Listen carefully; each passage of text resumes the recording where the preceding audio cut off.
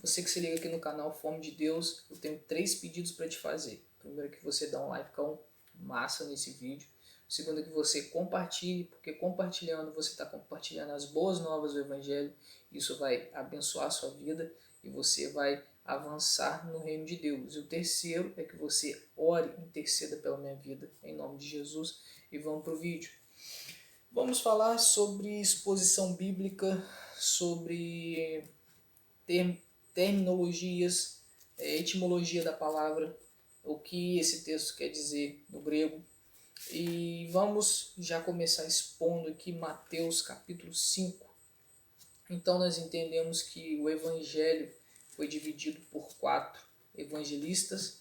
O primeiro, Mateus, Marcos, Lucas e João, logicamente não em ordem cronológica, mas que nós precisamos entender, que eu sempre falo, para que nas igrejas que eu prego e em conversas, é que nós temos que entender a fidedignidade, né?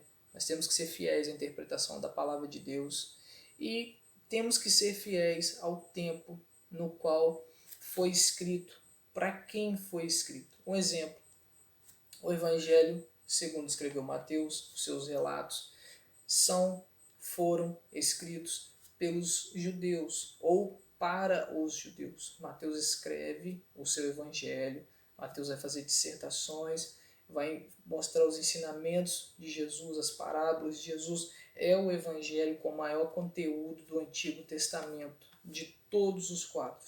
Porque ele está escrevendo para um público-alvo. O público-alvo são os judeus, foram os judeus. Logicamente que a graça de Deus, o Espírito Santo, conduziu homens que transliteraram a palavra de Deus para que ela chegasse aos nossos dias. Todos esses homens movidos pelo Espírito Santo de Deus, no qual, pela tua boa mão, pela tua boa vontade, chegou aos nossos dias e serve de inspiração para nossas vidas. Hoje, ontem e sempre será inspiração. Mas nós temos que, para entender o que Mateus está escrevendo, para entender as ordenanças, para entender o tempo, nós temos essa obrigação de saber para quem foi escrito o Evangelho segundo Mateus, chamado de sinótico, porque todos os elementos, todas as ordenanças, parábolas que contém Mateus, contém Marcos e contém Lucas.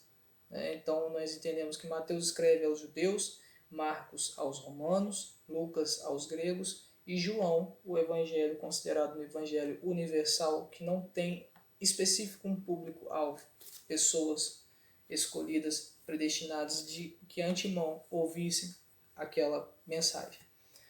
Pois bem, então nós chegamos no capítulo 5 do evangelho de Jesus Cristo, conforme escreveu Mateus.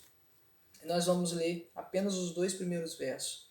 E aqui nós vamos enumerar 2 características, ou 2 atributos, ou 2 perfis de um verdadeiro cristão. O primeiro é o termo que aparece: bem-aventurados os pobres de coração,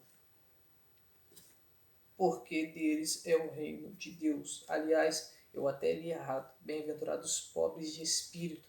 Esse versículo tem sido traduzido de maneira errada para falar de pessoas que têm problema interior.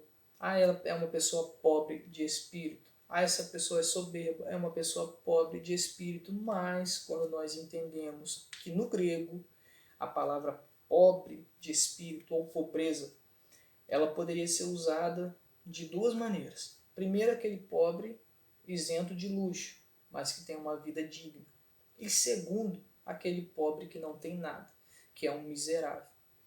Então, quando o Senhor Jesus está dizendo bem-aventurado os pobres de espírito, porque deles é o reino dos céus, ele está dizendo que bem-aventurado aquele que o espírito por dentro ele não possui nada, aquele que é um mendigo espiritual. É isso que o Senhor Jesus quis dizer, conforme a transliteração, conforme nós entendemos no grego essa passagem, esta palavra, esse simbolismo, essa etimologia da palavra.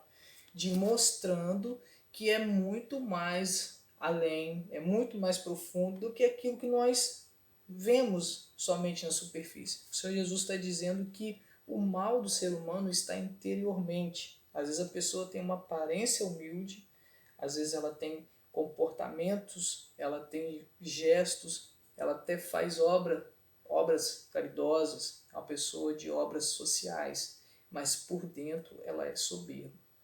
Então, o humilde de espírito é aquele que sabe que ele não tem nada, que ele não possui nada, que ele não vai levar nada deste mundo, e que ele é um pobre, e que ele é um miserável, e tudo aquilo que ele tem é o próprio Senhor Jesus. É o que a palavra está dizendo, é o aprofundar no estudo, na interpretação, na hermenêutica, no entender que aquilo que o Senhor está nos passando é muito mais profundo, é muito mais rico do que alguns dialetos, algumas comparações totalmente erradas acerca da Escritura. Esse é o primeiro versículo. O segundo é: bem-aventurados que choram, porque eles serão consolados. Nós não podemos interpretar os que choram porque serão consolados como uma pessoa que perdeu seus pais, ou talvez uma pessoa que perdeu os seus filhos, ou uma pessoa que perdeu os seus bens, uma pessoa que está em profunda depressão. Esse chorar aqui não é superficial, esse chorar não é emocional. Quando o termo também no grego significa que aqueles que são sensíveis à voz de Deus, aqueles que são sensíveis ao problema do próximo, aqueles que são sensíveis, aqueles que choram porque se consternam com a situação de um mundo depravado, de um mundo caído, de um mundo podre, de um mundo superficial. O chorar aqui não é a pessoa que assiste a novela mexicana e chora após ver o beijo de um casal. Não, o chorar aqui é consternar a sua alma em prol daquele pecador, em prol de uma pessoa que está passando por profunda luta, de alguém que está em necessidade. É o que o Senhor Deus falou em Isaías capítulo 1. Vocês abandonam a causa das viúvas, vocês abandonam a causa dos órfãos.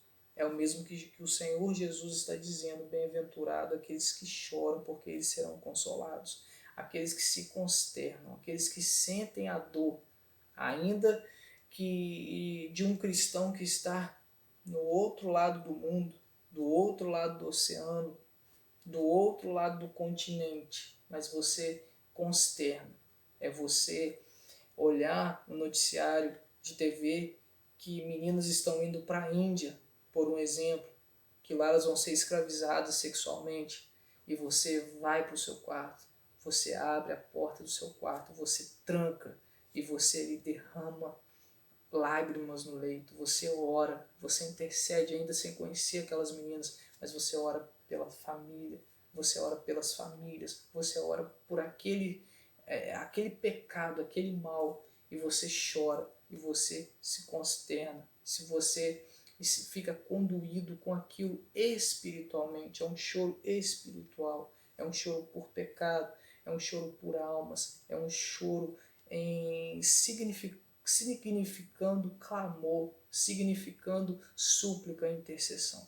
Não é um chorar de descascar cebolas, não é um chorar por conta de ver o Titanic, é um choro na alma, é um consternamento, é se sentir constrangido diante de um erro, diante de um pecado, e aquilo te provoca lágrimas, é o que a Bíblia está dizendo.